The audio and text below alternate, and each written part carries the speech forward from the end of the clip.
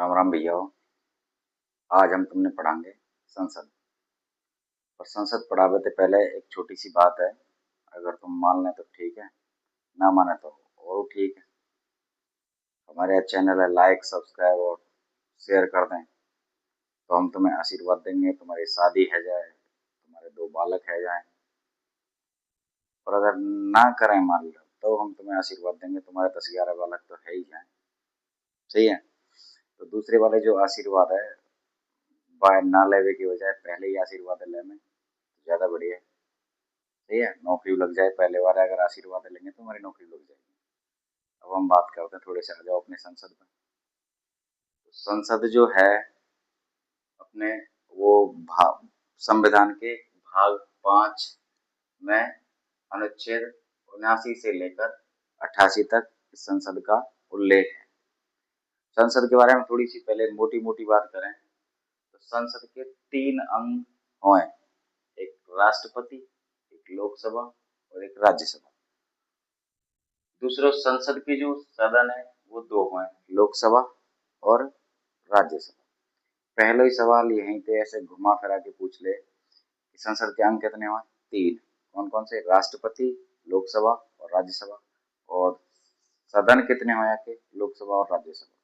मतलब सदन जब बात करते हैं तो अपने राष्ट्रपति हमें सदन में काउंटर नहीं होते हैं। और अंग अगर बात करते हैं तो लोकसभा, राज्यसभा और राष्ट्रपति 3 होते हैं। ठीक है। अब ये जो आर्टिकल 79 से लेकर 88 तक हैं, इनमें हम एक लाइन में याद रख लेंगे बड़े तरीका से। और बड़ी सिंपल सी बात है। जैसे मान ले कोई एक लड़की है, लड़की को नाम है सरला और लड़का को नाम है जय। तो दोनों शाम को घूमने जाएं और बैठे कहाँ जाके? संसद में। ठीक है। तुमने याद क्या रखना? सरला और जय शाम को संसद में बैठते हैं। सरला और जय शाम को संसद में बैठते हैं। सबने लगी रहे कि भाई संसद में जाके बैठे। तो लड़का और लड़की जाके बैठे तो कौन सी बड़ी बात है? हमें तो अपनी याद करनी है। वो लड़का है लड़की, या चीज पे अपने ध्यान ना रखना। तो सबसे पहले 79 की बात करते हैं, 79 की। 79 में लिखा हुआ है संसद का गठन। संसद का गठन किस तरह से होता है, ये कौन से आर्टिकल में लिखी हुई है ये बात? 79, 79। इसके बाद जो 80 जो है, 80 में लिखा हुआ है राज्यसभा का गठन। राज्यसभा का जो गठन है उसमें राज्यसभा का जो सभापति होता है वो कौन होता है? उपराष्ट्रपति। और इसके जो सदस्य होते हैं वो 1/3 सदस्य प्रत्येक 2 साल बाद बदलते रहते हैं। फिर इसके बाद आर्टिकल 81 में लिखा हुआ है लोकसभा का गठन, और ये अस्थायी सदन है। अच्छा, एक बात यहाँ पे है, जो राज्यसभा है वो स्थायी सदन है और लोकसभा जो है वो अस्थायी सदन है। ये बात आपने थोड़ी सी ध्यान रखने वाली बात है। एक के बाद आर्टिकल है अपना 82, और 82 में अपने जे का मतलब है जनगणना के बाद लोकसभा और राज्यसभा की सीटों का समायोजन, पुनः समायोजन ऐसे बोल सकते हैं। मतलब जैसे 10 वर्ष बाद अमूमन जनगणना होती है तो उसके बाद लोकसभा और राज्यसभा की सीटों का क्या किया जाता है? समायोजन किया जाता है। इसके बाद अपने आर्टिकल है 83, और 83 में होती है इनकी अवधि। मतलब लोकसभा की अवधि कितनी होती है? 5 वर्ष, और राज्यसभा की अवधि कितनी होती है? 6 वर्ष। इसके बाद आर्टिकल 84। आर्टिकल 84 में जो लिखा हुआ है वो इनकी योग्यताएं लिखी हुई है। और योग्यताएं क्या होती हैं? लोकसभा के लिए, लोकसभा का चुनाव लड़ने के लिए किसी भी सदस्य की आयु कितनी होनी चाहिए? कम से कम 25 वर्ष। और राज्यसभा के चुनाव लड़ने के लिए उसकी जो आयु है वो आयु कितनी होनी चाहिए? 30 वर्ष। हाँ तो भाई ये क्या है, अपने नेताजी हैं, इनके क्या नाम ऐसे पढ़े हुए लिखे हुए वाली कोई योग्यता ना है। जैसे मान लो अपने कोई ये 4th ग्रेड कर्मचारी बन रहा है तो बाकी का योग्यता 8वीं है ऐसे पास चाहिए मान लो, या पुलिस में लगना मान लो 12वीं पास चाहिए। RAS IAS वगैरह बनना है तो उनके काज ग्रेजुएशन तो चाहिए। ऐसे इनके काज कोई योग्यता नहीं है, बस इनकी एज पूरी है जाए। एज कितनी है जाए? लोकसभा के काज 5 वर्ष, और राज्यसभा के सॉरी लोकसभा के लिए कितनी? 25 वर्ष, और राज्यसभा के लिए कितनी? 30 वर्ष इनकी क्या हो जानी चाहिए, आयु हो जानी चाहिए। अब देखो, अब इसके बाद बात करते हैं हम, जैसे ये तो हो गया अपना सरला और जय। अब बात करते हैं साम वाली।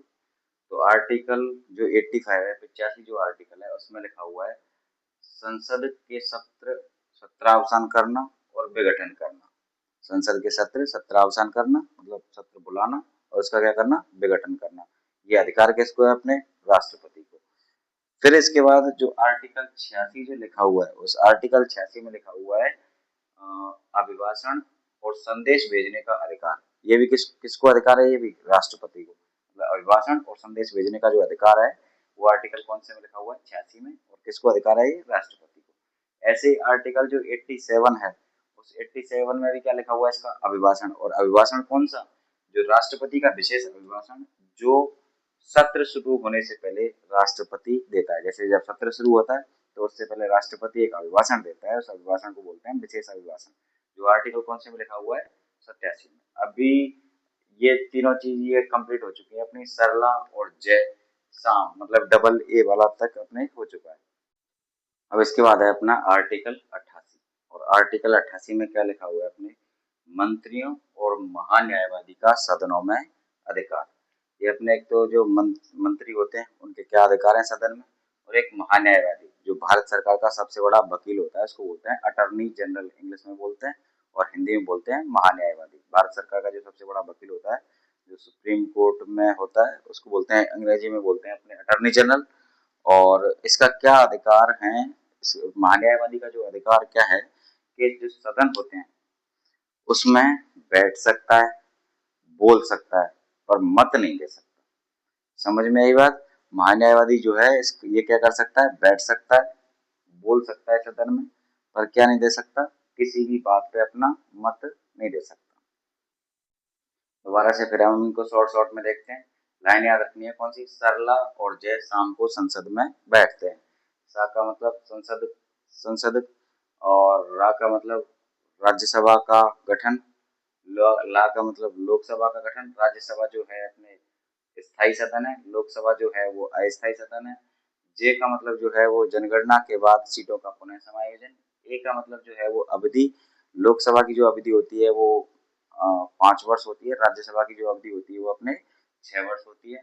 वाई का मतलब जो है यहाँ पे अपनी योग्यता, तो जो लोकसभा के सदस्य बनने के लिए योग्यता होनी चाहिए 25 वर्ष, और राज्यसभा के सदस्य बनने के लिए योग्यता होनी चाहिए अपने 30 वर्ष। और फिर यहाँ पे जो एस जो है, एस का मतलब जो है संसद के सत्रावसान करना और उसका विघटन करना। ये अधिकार भी किसको है, अपने राष्ट्रपति को। ए का मतलब क्या है, अभिभाषण।